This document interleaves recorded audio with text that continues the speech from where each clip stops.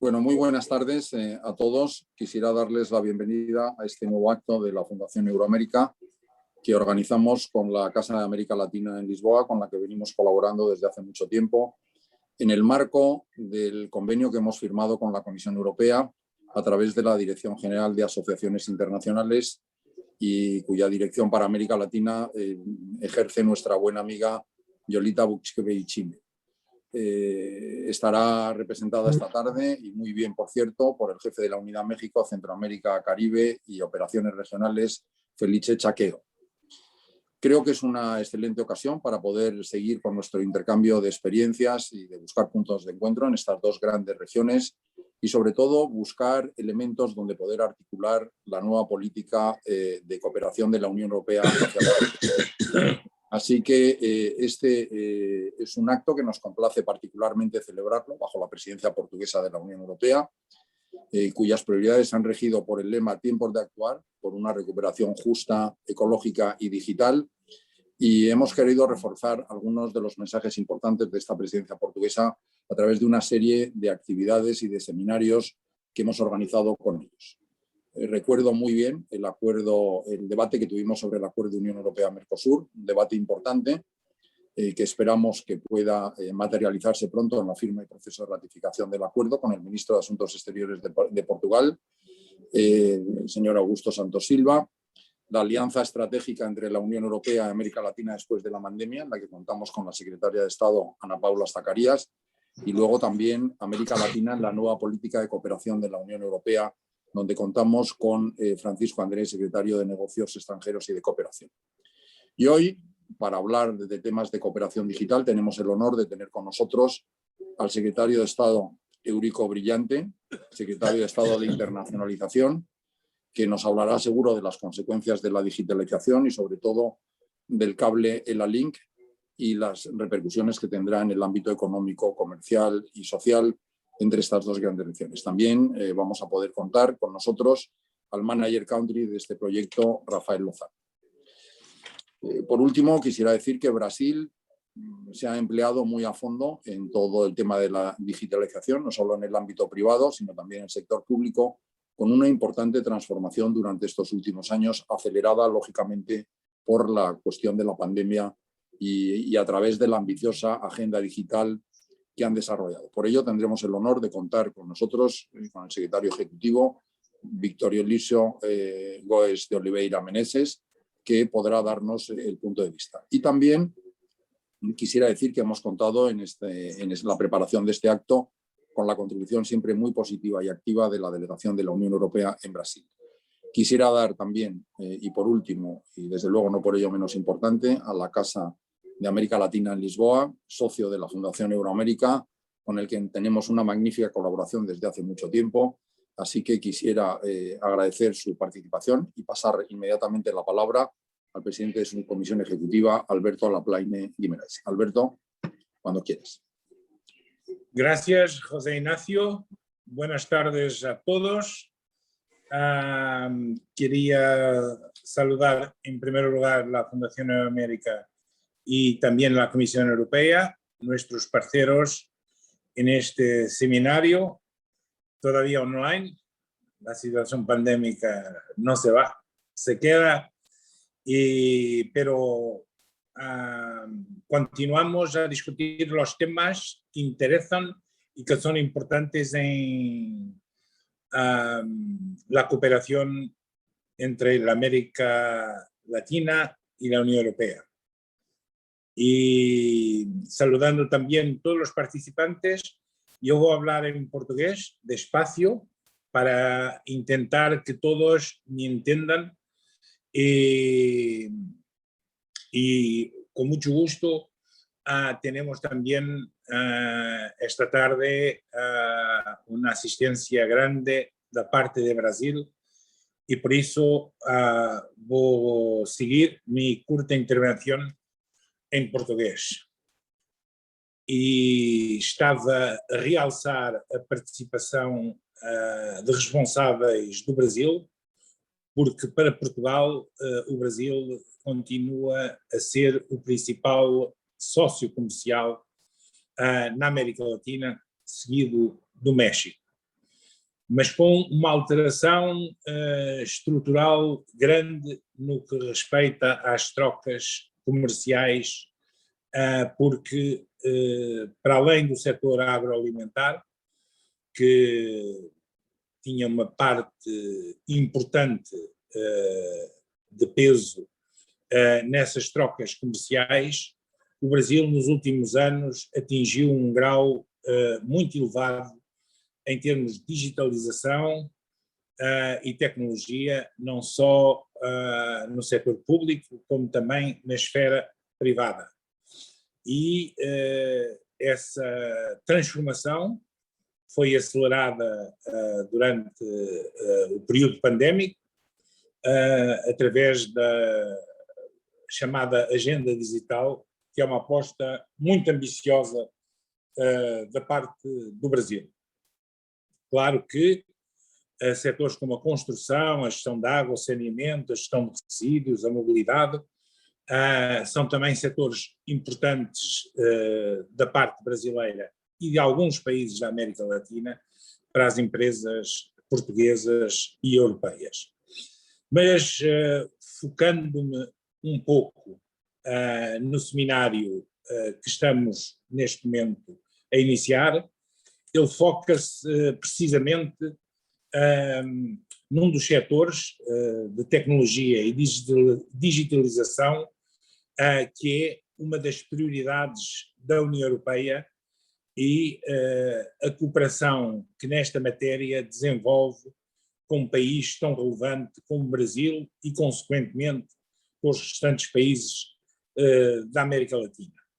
O Brasil, com mais de 200 milhões de habitantes, é um dos principais motores económicos da América Latina e, nesse quadro, um dos melhores exemplos da cooperação digital é precisamente o objeto deste seminário, ou seja, o ILA-Link Submarine Cable, que foi inaugurado no passado dia 1 de junho, abrindo, digamos, uma rota transatlântica única para a transmissão de dados entre os dois continentes, por meio de uma conectividade segura, de alta capacidade, para atender às crescentes necessidades dos mercados da América Latina e da Europa.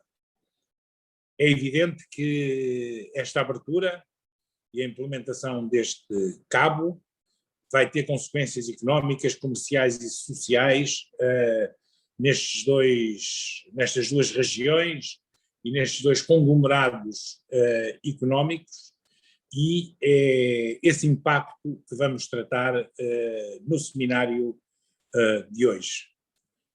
Eu despedia-me agradecendo mais uma vez a prestimosa colaboração da Fundação Euroamérica e da Comissão Europeia, através da Direção para a América Latina e Caraíbas e da Direção-Geral das Associações Internacionais, e prometendo que esta parceria na organização de assuntos importantes e de interesse para a América Latina e para a Europa vai continuar, e esperamos contar sempre com a Fundação Euroamérica como nosso parceiro nesse quadro. Eu passava de imediato a palavra ao Secretário de Estado da Internacionalização de Portugal, o Dr. Eurico Brilhante Dias, que nos vai fazer uma introdução sobre este tema do ponto de vista do governo português e também da presidência da União Europeia, que neste momento Portugal ainda exerce. Sr. Secretário de Estado, the floor is yours. Muito obrigado, Sr. Alberto Laplane de Guimarães, é um gosto estar consigo. Cambiaré un poco para el español, para saludar a la Fundación Iberoamericana. Es un gusto estar con vosotros, también a la Casa de América Latina y claro, con nuestros amigos de la Comisión Europea y en particular a la delegación de la Unión Europea en Brasil. Pero claro, como decimos nosotros, los últimos son los primeros. Un saludo muy especial, un abrazo muy amigo ao meu colega secretário Vítor Menezes do Brasil, com quem é sempre um gosto, o relacionamento entre governos é um excelente relacionamento e é sempre um gosto estar com os nossos colegas do Brasil.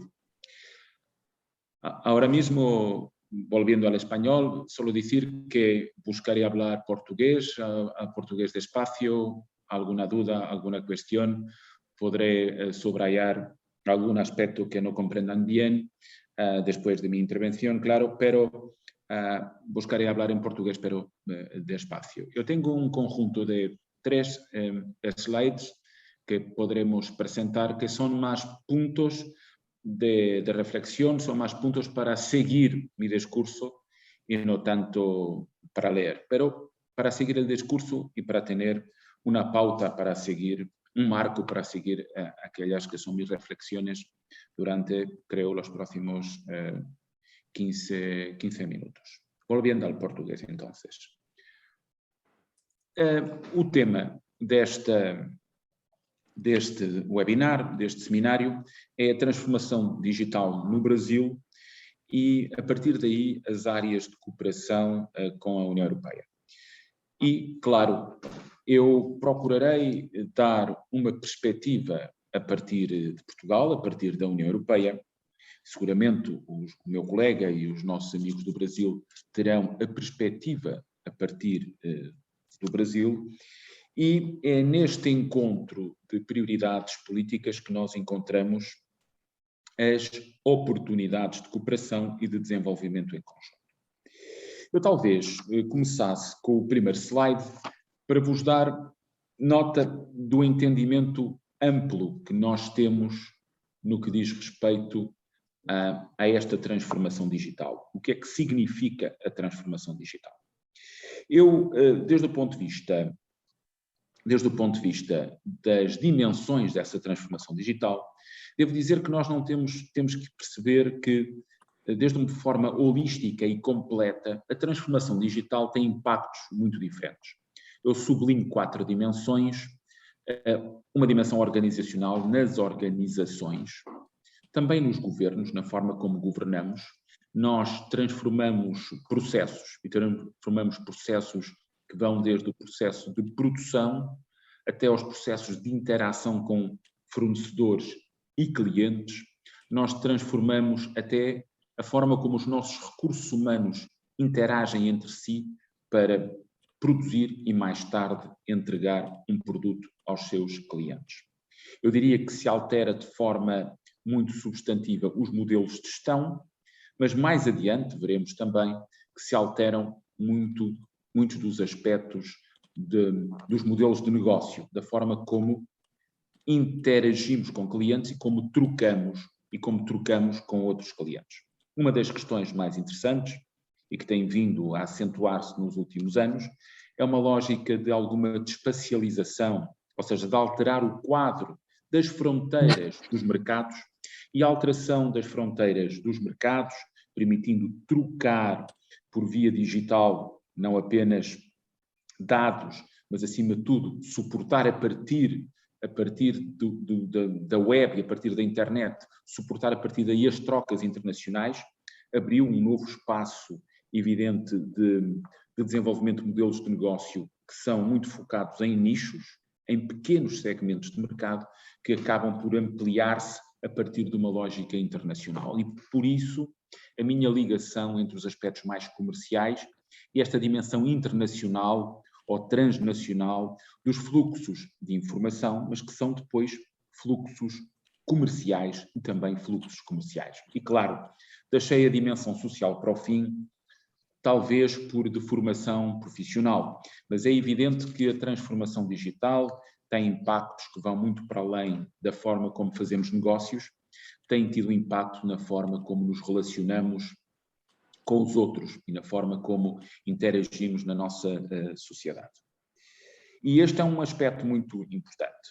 Nós precisamos de olhar para esta alteração dos modelos de negócio, dos modelos de gestão e da forma como interagimos no quadro das nossas comunidades e perceber que nós precisamos de quantidades muito significativas de dados que de forma acelerada trocam, digamos assim, entre pontos do globo e, portanto, há trocas de dados entre pontos diferentes do globo, mas, acima de tudo, sabemos também que há locais onde essas trocas têm que ir buscar a informação, têm que, no fundo, ir buscar a base dos dados, e essa base de dados depois estará, evidentemente, suportada num novo negócio, num negócio que vai emergindo de forma significativa, que é o negócio dos grandes data centers que vão emergindo em diferentes localizações do globo. Devo dizer que para Portugal foi muito interessante poder ter angariado um dos maiores investimentos estrangeiros, que eu diria dos últimos 30 anos, que é um investimento anglo-americano, que localizará em Sines, precisamente onde chega o Ela Link a partir da América Latina a Portugal, que vai colocar em Sines, em Portugal, um dos maiores data centers europeus.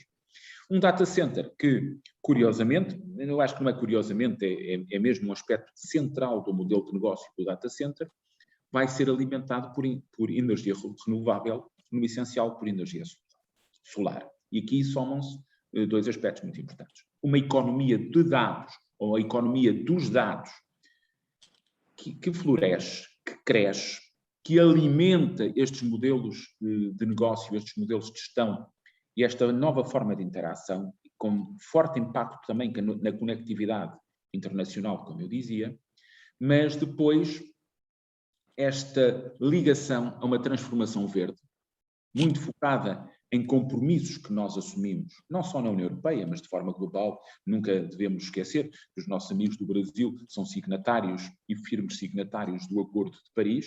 Aliás, muito firmes signatários, aquilo que desde o ponto de vista político-diplomático, por acaso, não terá sido por acaso, não encontramos noutras geografias do globo nos últimos 4 anos, mas não é o caso do Brasil. O Brasil é um firme signatário do Acordo de Paris, mas esta transformação digital somada à transformação verde e à transição verde, naquilo que são os nossos compromissos de combate às alterações climáticas, é um pilar essencial da política portuguesa, é um pilar essencial da política europeia, que está plasmada, evidentemente, que está plasmada naquelas que são as prioridades dos planos de recuperação e resiliência que nós fomos construindo durante este último ano, em particular durante a presidência portuguesa, e como se sabe, o plano português, o plano de recuperação e resiliência português, foi o primeiro que foi apresentado e, no fundo, aprovado pela Comissão Europeia, para mais tarde ir ao Conselho Europeu e aí sim ser formalmente aprovado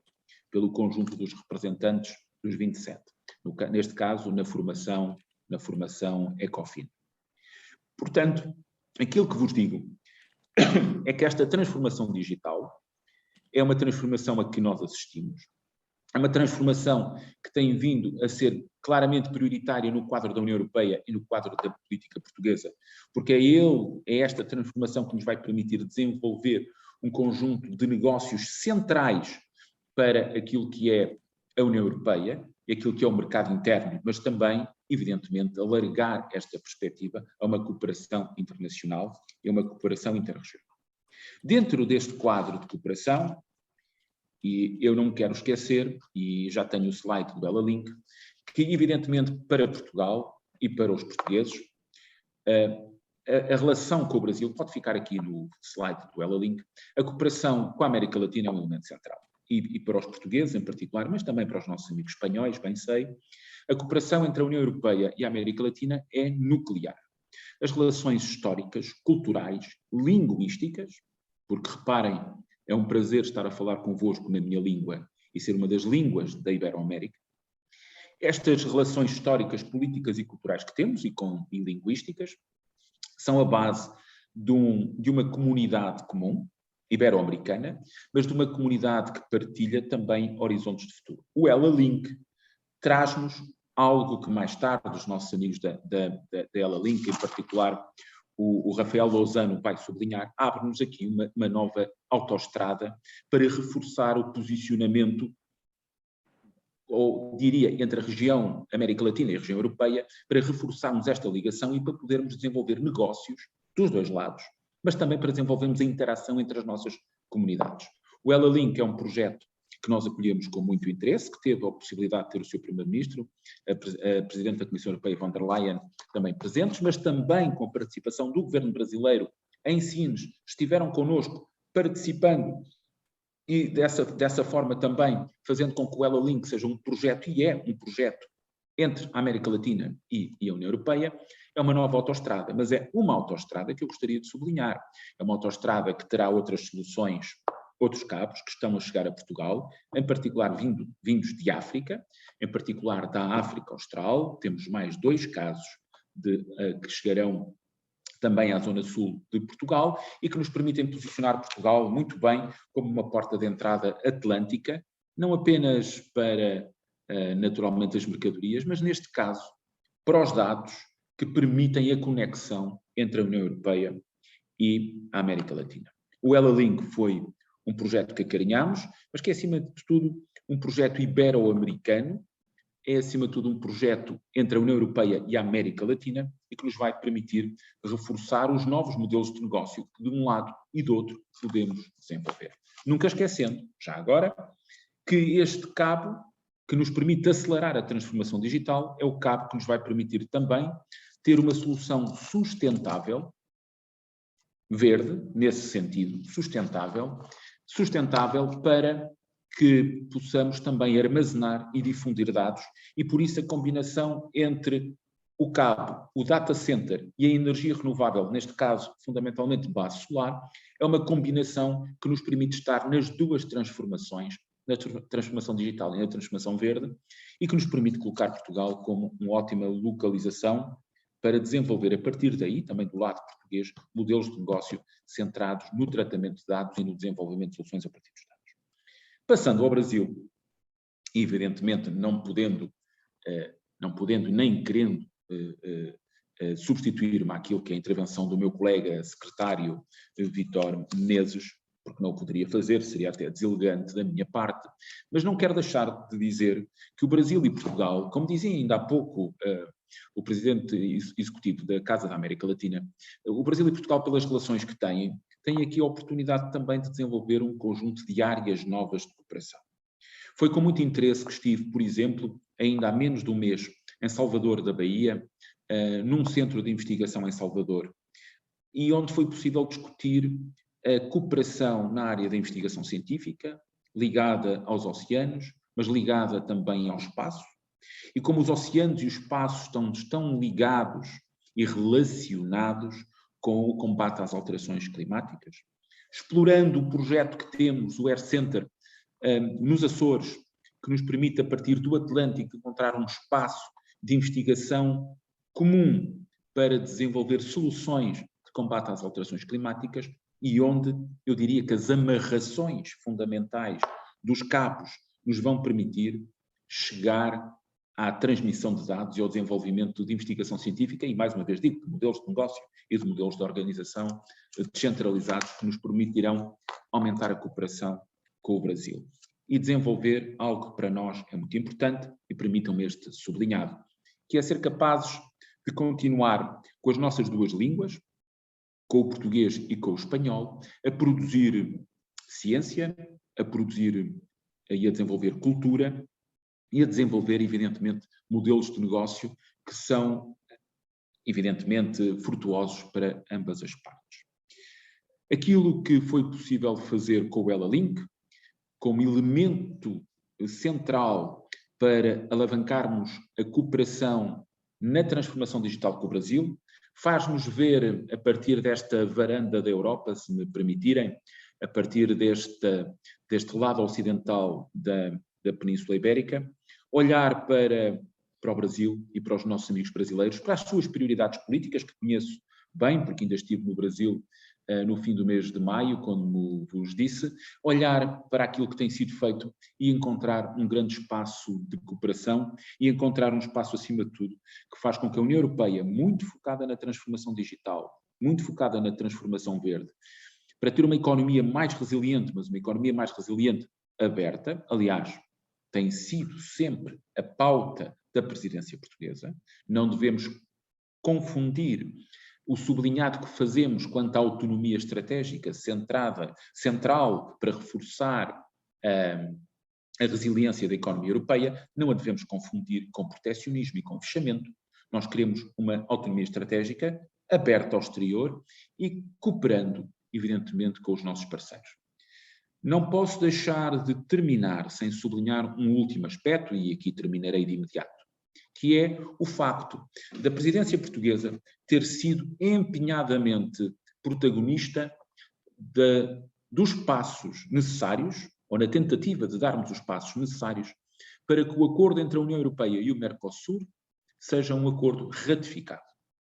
A presidência portuguesa permitiu que este assunto em concreto se mantivesse vivo nas instituições europeias, não só do trabalho da presidência do Conselho junto da Comissão, mas também nos outros fora da União Europeia, como tem vindo a dar os passos necessários para que no espaço adequado, ou com os passos adequados com os nossos amigos do Mercosul, o processo de ratificação possa prosseguir adequadamente.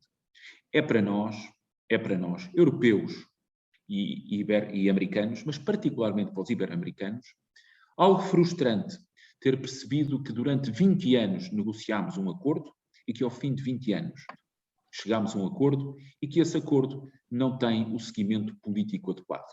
Continuaremos empenhadamente, politicamente, a dar os passos que consideramos fundamentais para fazer com que esse acordo seja uma realidade. Muito obrigado e bem-ajam. Muitas gracias a todos. Muito obrigada, Sr. Secretário de Estado. O Secretário de Estado, Eurico Brilhante Dias, é o nosso Secretário de Estado mais brasileiro e, portanto, já que estamos a falar de Brasil, passo agora a palavra para o outro lado do Atlântico. Digo agora bom dia ao Brasil e passo a palavra ao Sr. Secretário Executivo do Ministério das Comunicações do Brasil, Vítor Elísio Góes de Oliveira Menezes. Bem-vindo, Sr. Secretário Executivo. Obrigado. Gracias a todos. Muy buen día, muy buenas tardes. Yo quiero, en primer lugar, agradecer a todos por la invitación, por estar acá con ustedes, compartiendo un poco de este grande proyecto que nos trae muchas alegrías y decir que es un honor estar acá con el secretario Eurico, con Alberto, con Patricia, con todos, y agradecer por las honrosas palabras acerca de Brasil. Y me encanta saber, Alberto y Eurico, cuán grandes vuestros conocimientos acerca de mi país. Esto es muy bueno poder pensar una plática con amigos que también conocen mi país. Ahora, como todos, voy a mudar para portugués, pero prometo que iré hablar despacito. E mudando um pouco aqui para a nossa língua, e realmente, como disse o secretário, é um prazer poder falar em português com vocês e saber da importância dessa língua nesse grande projeto. Nós realmente acreditamos que há muito a ser feito e nos alegramos muito com isso. Nós, como foi bem dito aqui, alguns pontos, nós estamos passando realmente por um período de expansão na nossa infraestrutura de telecomunicações. Hoje o Brasil ele é a 5ª maior população online do mundo. Nós estamos aí no 3º lugar em horas online, né, também em uma categoria mundial. Temos um dos maiores tempos de watch time do YouTube, também do mundo. Somos um dos países que mais faz download de aplicativos. Enfim, somos uma nação que está orientada a ser digital. Felizmente, nós já alcançamos 81% dos domicílios brasileiros com acesso à internet. Ou seja, 81% dos domicílios brasileiros têm conexão à internet, seja por banda larga fixa ou por banda larga móvel. E nesses dados, explorando um pouco, é interessante ver que nos domicílios brasileiros existe uma igualdade de gênero, né, no que diz respeito ao acesso à internet. Na verdade, aqui você tem mais mulheres acessando a internet do que homens. né? Hoje o Brasil tem 79,3% das mulheres e meninas e 77% de homens e meninos estão online no Brasil. Então, nós, felizmente, aqui temos tido esse equilíbrio no que diz respeito a gênero de pessoas acessando a internet. E o Brasil continua a expandir a sua rede de Internet Exchange Points, que é um dos pontos aqui que eu quero destacar.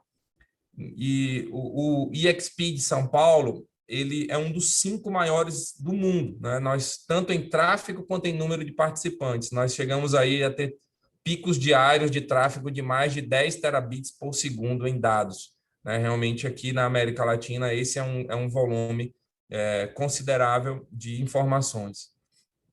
Fora isso, nós também, além dessas conexões, dessas infraestruturas mais tradicionais, nós estamos também investindo naquelas áreas onde nós temos maior dificuldade. Então, hoje o Brasil, para alcançar esses 20% da população brasileira, e aqui estamos falando de 40 milhões de pessoas, temos nos socorrido de uma série de políticas públicas para endereçar esse problema, né? Um deles é o projeto que chamamos Amazônia Conectada, em que nós iremos implantar mais de 9.000 quilômetros de cabos subfluviais, trazendo conexão digital para quase 9 milhões de brasileiros naquela região. Ou seja, 1/4 das pessoas que não acessam a internet poderão ser beneficiadas com esse projeto de backbones subfluviais na região amazônica, que é um projeto, para além de trazer inclusão digital, é um projeto que não vai derrubar uma árvore, não vai derrubar nenhuma árvore. Nós iremos fazer um projeto totalmente ecológico e com respeito realmente à nossa região amazônica, porque todos os cabos serão implantados no leito dos rios. E aí eles ficam muito submersos, então não existe nenhum tipo de ofensa à natureza.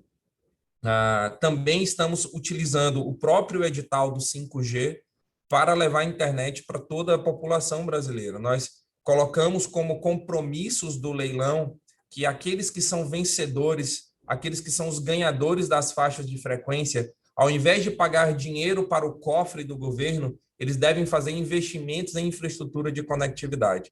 Nós estamos estimando que cerca de 90% de todo o valor da arrecadação do leilão deverá ser destinado para investimento direto em infraestrutura de conectividade. Então, nós colocamos, por exemplo, a obrigação de levar fibra ótica para todos os municípios brasileiros.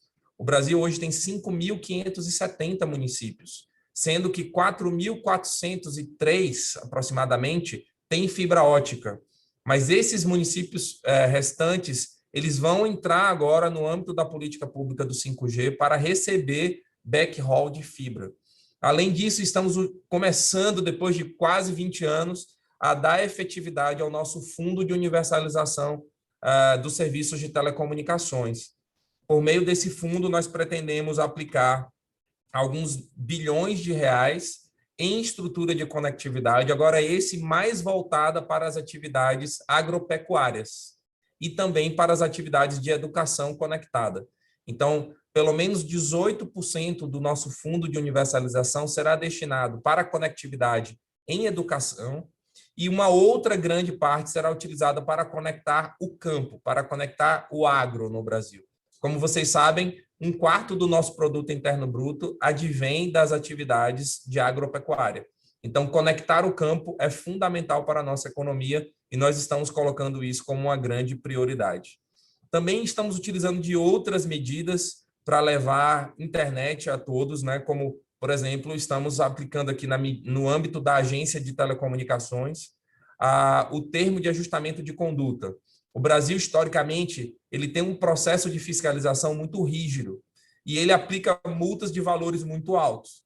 Mas, muitas vezes, essas multas elas não retornam para o consumidor, essas multas elas não retornam para o setor. Essas multas acabam indo para outras aplicações econômicas que são lícitas e justas, porém, o consumidor final, que é o principal destinatário, não é beneficiado. E agora temos feito um processo de substituição dessas sanções por investimentos. Então, aqui no Brasil, nós temos cerca de 16.000 localidades, que são vilas, aglomerados urbanos, rurais, comunidades agrícolas, aldeias indígenas, comunidades quilombolas, que são áreas mais distantes aqui dos grandes centros. Então, nós estamos colocando obrigações que vão forçar as operadoras a utilizarem recursos oriundos de sanções que elas mesmas cometeram em investimento nessas áreas que não são atrativas economicamente, né? E entrando agora no assunto do cabo, nós, em Fortaleza, que é o nosso ponto mais a leste do Brasil, é a cidade talvez uma das mais próximas aí de vocês hoje, Fortaleza ela se tornou um importante hub de cabos submarinos, onde agora com a Ela Link nós completamos 15 cabos submarinos conectando o Brasil diretamente à América do Sul e do Norte, à África e agora à Europa. Nós já tínhamos um cabo que ligava o Brasil diretamente à Europa, mas era um cabo muito antigo e que pautado apenas em serviços de voz. Agora, com esse novo cabo, nós temos escoamento de tráfego de alta capacidade, de uma resiliência muito boa e uma latência muito baixa, né? Então, isso vai trazer qualidade, especialmente em tempos de 5G, em que o escoamento de tráfego é uma saída, é um mecanismo fundamental. Fora isso, a maioria dos nossos cabos estava indo para os Estados Unidos, né? O que nos deixa muito preso a essa rota. Ter um cabo falando diretamente com a Europa, e em especial começando com o nosso país irmão, Portugal, para nós é um benefício muito grande, porque, como disse muito bem o nosso secretário de Estado, isso vai trazer desenvolvimento para as nossas tecnologias, tanto na área de economia digital, quanto no desenvolvimento científico e tecnológico, né? Sabemos que há uma série de explorações científicas que ocorrem aqui no sul do mundo, vamos dizer assim, e que precisam ser trasladadas para o norte. Então, esse tipo de comunicação vai ser mais facilitada, e também os modelos de negócio com data centers, né? Portugal tem feito uma política de atração de data center que deve servir de exemplo para o resto do mundo. O Brasil, nós temos uma capacidade de geração de dados muito grande, mas nós ainda não somos uma potência em atração de data centers.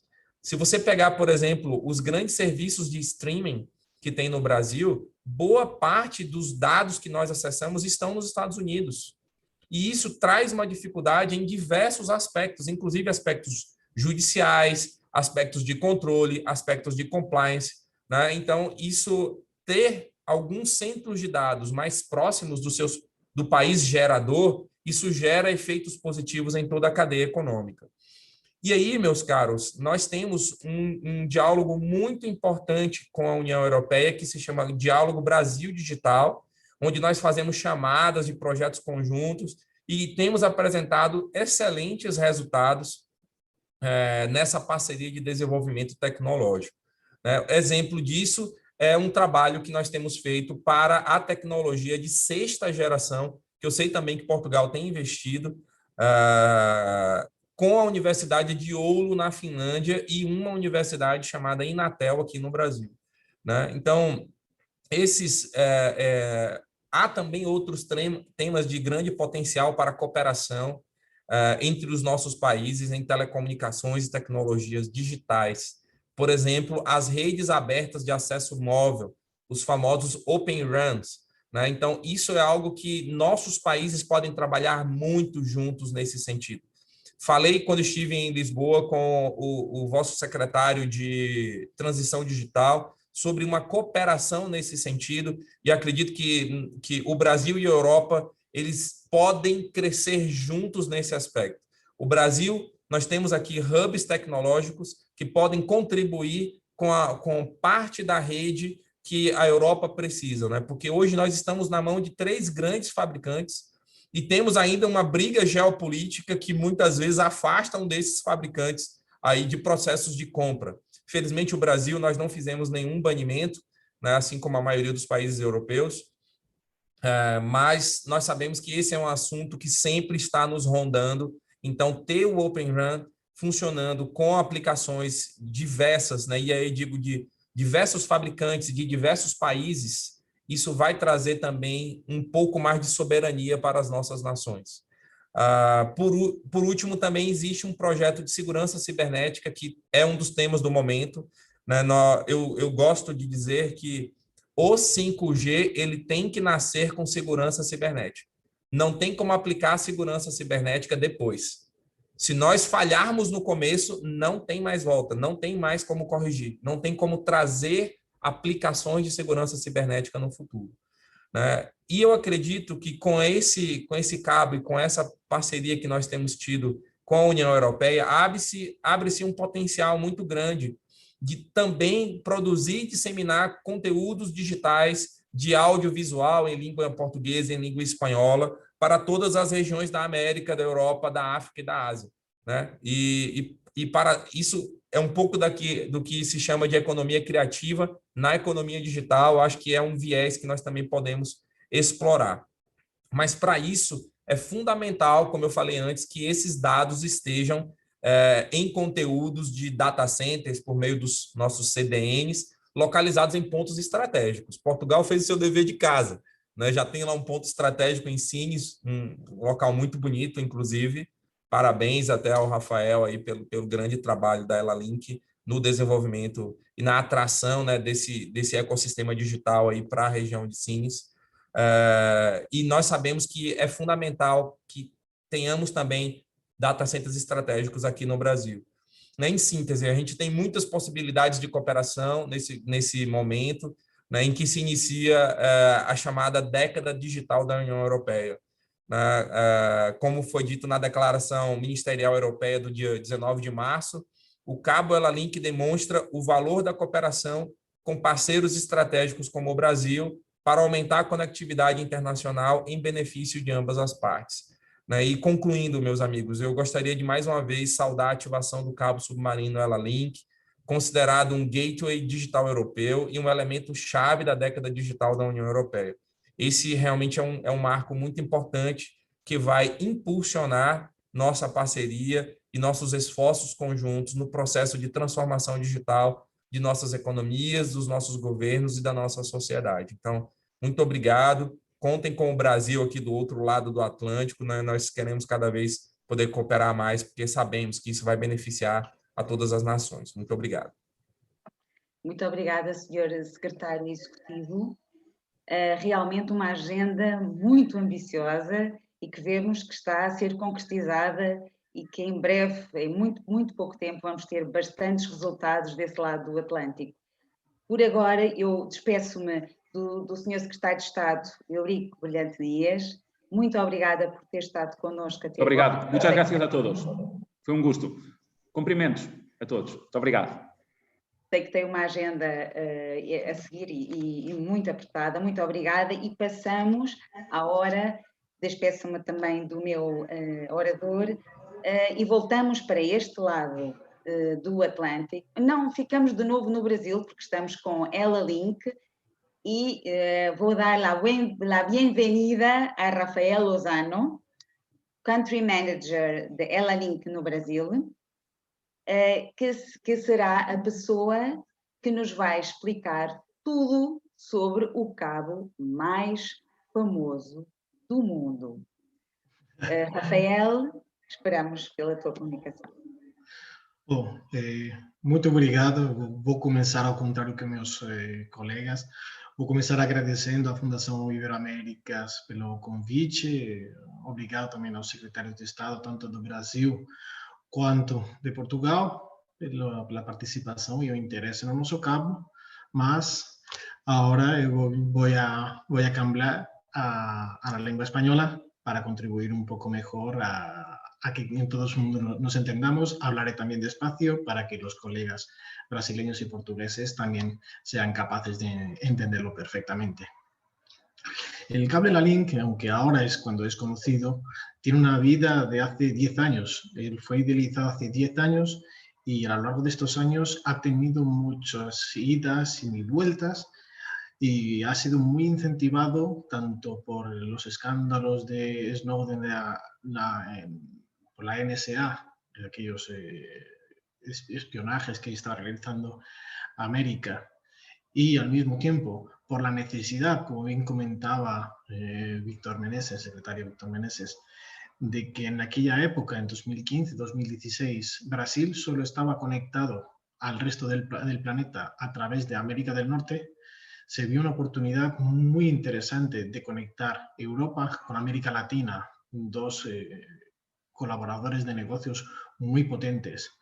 Entonces, eso se fue trabajando a lo largo de los años y uno de nuestros clientes ancla, nuestros primeros clientes, fue efectivamente un acuerdo, un consorcio de colaboración entre universidades europeas y latinoamericanas que se llama la red VELA, que está formado por la red de universidades JANT de Europa y la red CLARA de universidades de América Latina. Pues ellos fueron uno de nuestros primeros clientes y fue ahí donde empezó la vida del proyecto. El proyecto empezó a construirse en enero de 2019, después de que los inversores y varios clientes ancla nos ayudasen a la formación de la financiación del proyecto. Y, como bien apuntaba al principio Alberto, entramos en operación efectiva en el 1 de junio de 2021. Hemos atravesado la pandemia, lo que ha dificultado bastante los trabajos, puesto que construir un cable submarino entre dos continentes de 6.000 kilómetros no es una tarea sencilla, exige mucho trabajo, mucha dedicación, equipamientos y equipos muy especializados, pero finalmente entramos en operación. Este proyecto es un proyecto que técnicamente, dando un par de datos técnicos, tiene una capacidad de diseño de 100 terabits por segundo. Un terabit es 1.000.000 de megas, que es el término que todo el mundo estamos habituados a escuchar en nuestras casas. Entonces, son 100 millones de megas que se van a traficar por ese cable. La latencia, tan comentada antes y tan importante para los nuevos modelos de negocio que se proyectan a través del 5G, se reduce hasta 60 milisegundos entre ambos continentes, donde ahora se practica más del doble. Y no solo eso, cuando tú conectas con una capacidad tan alta y una latencia tan baja, nuevos modelos de negocio ocurren. Es decir, en este momento hay servicios en Brasil y en Europa que solo son servidos desde América del Norte, porque es el punto común donde las latencias permiten ese tipo de servicios. Como bien estaba comentado, pues los servicios en nube, como bien comentaba Víctor, los CDNs, distribución de contenidos. Entonces, con la entrada en el mapa mundial de comunicaciones del proyecto La Link, ese triángulo se va a cerrar y servicios ofrecidos desde Portugal van a ser disfrutados en Brasil de la misma forma que hoy son ofrecidos desde América del Norte y viceversa. Entonces, esto va a revolucionar bastante el mapa de comunicaciones mundiales. Estamos convencidos de ello. Aparte de eso, dentro de la Link, en la parte más de investigación, tenemos un proyecto llamado Geolab, donde en colaboración con el gobierno portugués y la isla de Madeira, hemos colocado una serie de sensores. Es el primer cable comercial con sensores de DAS, que se llaman sensores que miden la temperatura, la presión y cambios y movimientos sísmicos en el fondo del mar, lo que permite que el tramo que une la isla de Madeira con Sines sea monitorizado y todos esos datos georreferenciados sean aprovechados por las instituciones con fines de investigación. ¿Esto qué va a permitir? Hablando un poco más de futuro, entre 2021 y 2025 se estima que las inversiones en TI van a aumentar un 10% año contra año y la pandemia ha acelerado mucho esta transformación digital, porque hemos visto que la comunicación es una cosa clave, es una cosa que necesitamos invertir tanto las empresas como los particulares. Y con la entrada de este nuevo proyecto, negocios como el mercado financiero, donde cada milisegundo de diferencia entre una transacción y otra va a puede impactar el resultado de una compra exitosa o no. el mundo de los eSports, que ahora mismo está tan de moda gracias a la pandemia, donde no hemos podido disfrutar de los eventos deportivos presenciales, los eSports han ganado mucha relevancia y hay también un impacto muy grande entre tener una latencia mayor o menor. Es la diferencia entre ganar o perder una partida. Y otros servicios, como son servicios de TI, servicios en nube, también se van a ver impactados. Evidentemente, como bien apuntaba Víctor, y con esto ya me gustaría despedirme, el 5G y aplicaciones como la inteligencia artificial, como la realidad aumentada, donde se necesitan grandes volúmenes de datos con una latencia muy pequeña, van a ser acelerados gracias a nuestro proyecto, porque ahí vamos a estar conectando culturas similares como Brasil y Portugal, culturas similares como América Latina y España, y conectando data centers, como bien comentaba, en Europa contra data centers en Brasil. Entonces, estamos convencidos de que este proyecto va a ayudar mucho a las economías y las relaciones entre Europa y América Latina. Muchas gracias.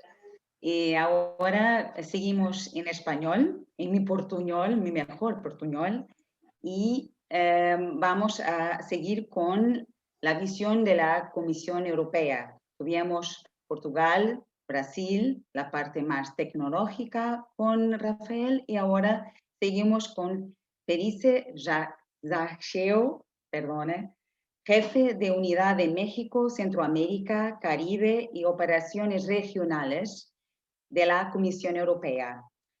Perice Zaccheo, la cena es suya. Muchísimas gracias, Cristina.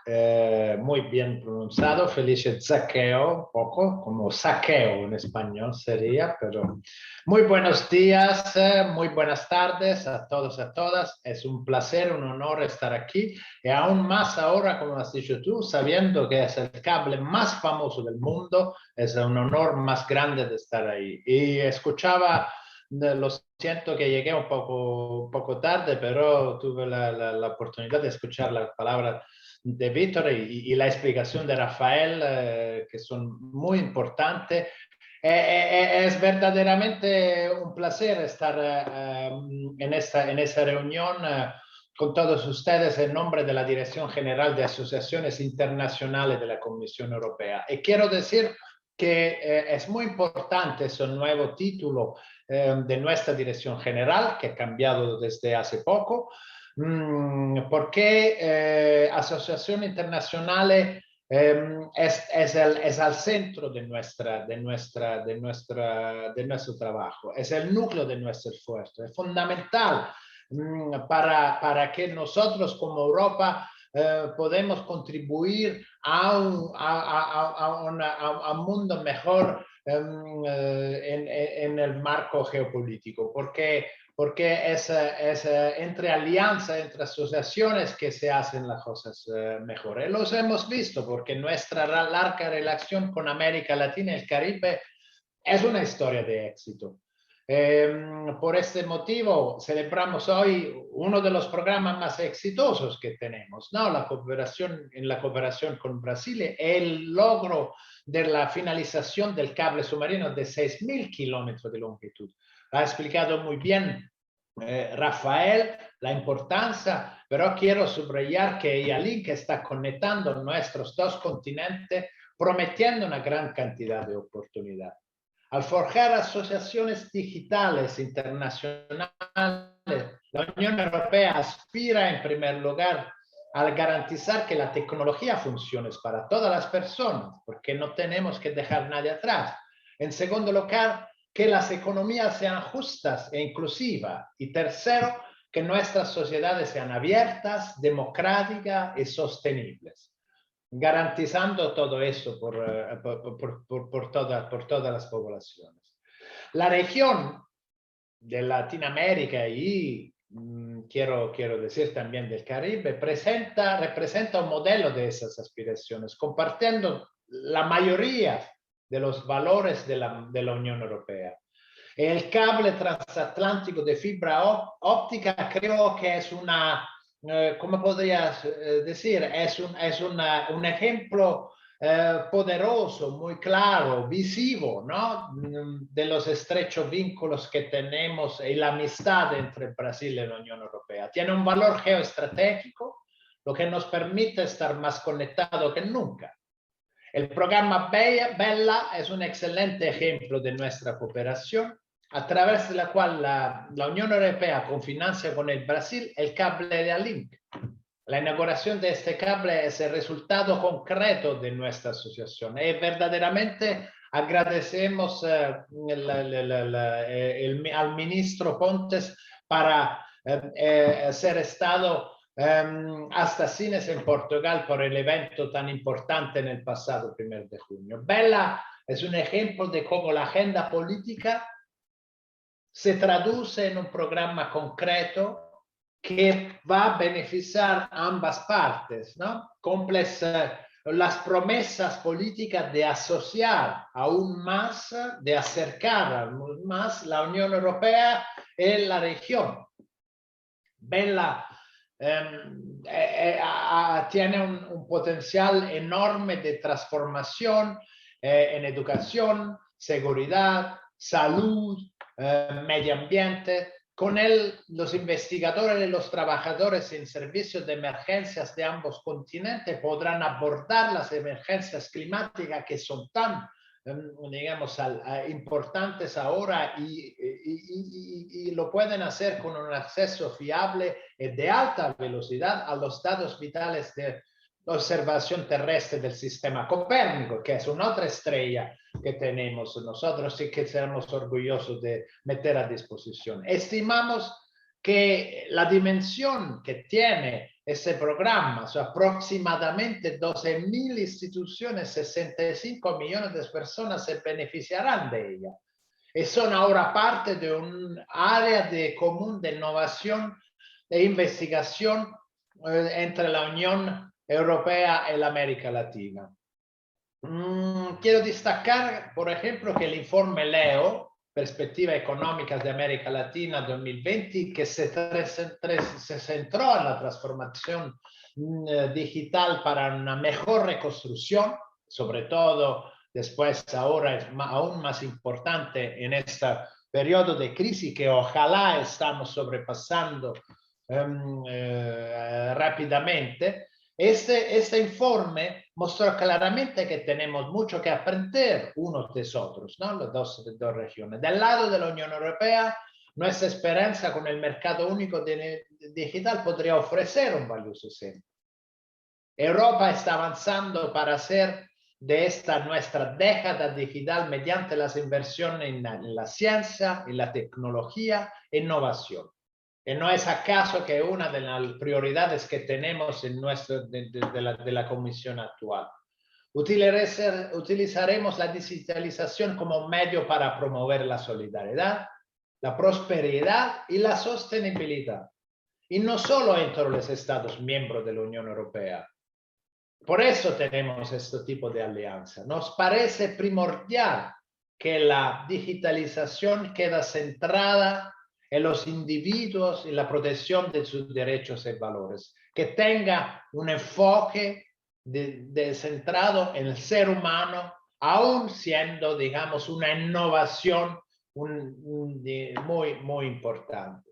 Miramos más allá de la Unión Europea. Estamos convencidos de que Brasil y la región en general es un socio importante en la construcción de este mundo digital en evolución, un mundo que consagra nuestros valores compartidos y podemos utilizar alianzas digitales para reforzar este trabajo. Estamos convencidos que la cooperación tan exitosa que hemos tenido en cuestiones regulatorias en el área de transformación digital, como se ha mostrado en el diálogo bilateral sobre la protección de datos y legislación correspondiente, se puede ampliar a más áreas en las que la Unión Europea ha sido pionera, por ejemplo, como la ciberseguridad, el comercio electrónico, las plataformas digitales o la regulación de inteligencia artificial. Depende de todos nosotros avanzar juntos, de construir mejor y crear un mundo más igualitario y resistente, al desarrollar una economía y una sociedad digitales e inclusivas en los que todos los ciudadanos tengan la oportunidad de participar, de estar en un ambiente seguro. Estoy convencido por eso que vamos a llegar lejos con nuestro programa tan ambicioso y tan famoso, como digo Cristina. Muchísimas gracias. Lo siento de no poder expresarme en portugués, puede ser la próxima vez lo pueda hacer. Muchísimas gracias a todos, verdaderamente. Bueno, muchas gracias al señor Zaqueo, representante de la Comisión Europea, de la Dirección General de Asociaciones Internacionales, por esta intervención de cierre en el que con una puntualidad británica vamos a culminar esta interesante jornada donde hemos podido escuchar con el máximo interés cuál es el ámbito de la cooperación digital con un socio estratégico de la Unión Europea como es Brasil, de la mano de la presidencia portuguesa de la Unión a través del secretario Enrico Brillante. Hemos podido conocer lo que representa este proyecto a través de su country manager, ELA-Link, el señor Lozano, y hemos escuchado las palabras del señor Zaqueo, que realmente ponen el acento en lo que nos importa, es decir, en los valores que unen a la Unión Europea con América Latina.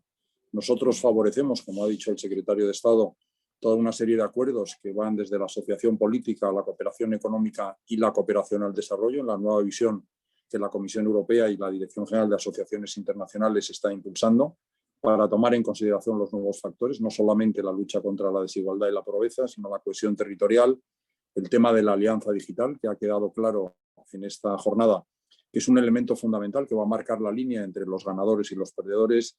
Y en este sentido, yo quisiera concluir este seminario simplemente diciendo que la integración no es solamente una noción política o jurídica, sino sobre todo y también una noción física, como hemos visto en el proceso de integración europea. El señor Zaqueo tiene nacionalidad italiana y sabe lo que representaron los túneles bajo el canal, los túneles bajo los Alpes para la integración, o el túnel bajo el Canal de la Mancha en el momento de la incorporación del Reino Unido, que ahora no está ya con nosotros. Pero en todo caso, creo que esta prioridad de la Unión Europea es una prioridad que viene al encuentro de la cooperación con los países de América Latina y con un país donde Brasil, donde el secretario ejecutivo del Ministerio de Comunicaciones nos ha hablado de los esfuerzos ingentes que está realizando su país para esta transformación digital, y creo que este proyecto que hemos analizado hoy es claramente un punto de encuentro que se tiene que enmarcar, y en ese sentido me gustaría recoger la precisión que ha hecho el secretario de Estado para la Internacionalización de Portugal, el señor Brillante, se tiene que insertar en el marco general del acuerdo Unión Europea-Mercosur. Tomamos nota de los esfuerzos que ha hecho la presidencia portuguesa para impulsar la firma y ratificación del acuerdo. Parece que todavía no es posible, pero este acuerdo, que tiene una naturaleza realmente estratégica, un acuerdo que implica para las dos regiones, no solamente en términos económicos y comerciales, un impulso decisivo sobre una nueva manera de ver el modelo del comercio internacional, una esperanza que esperamos que se pueda culminar y se pueda rematar pronto.